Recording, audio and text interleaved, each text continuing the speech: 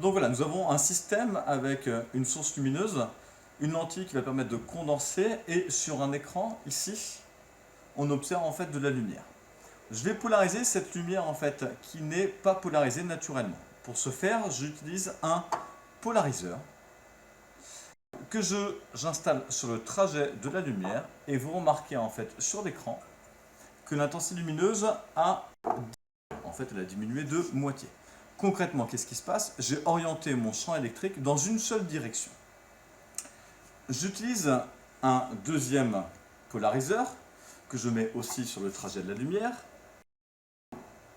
Et regardez ce qui va se passer sur l'écran. Je vais bouger la direction de polarisation du polariseur de telle manière à obtenir de l'obscurité. Donc normalement, ça marche.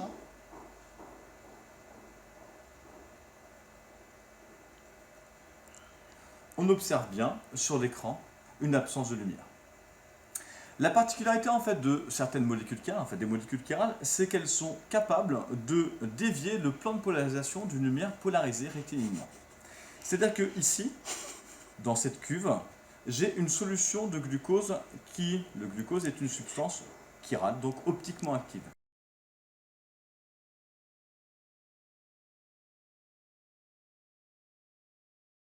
Elle devrait dévier le plan de polarisation de la lumière polarisée.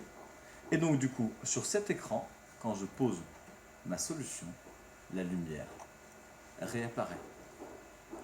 C'est la seule propriété physique qui différencie deux énantiomères.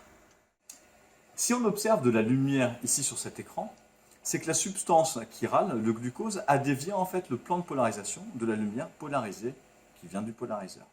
Je vais donc normalement pouvoir, en retournant la direction de polarisation de cet instrument, réobtenir de l'obscurité.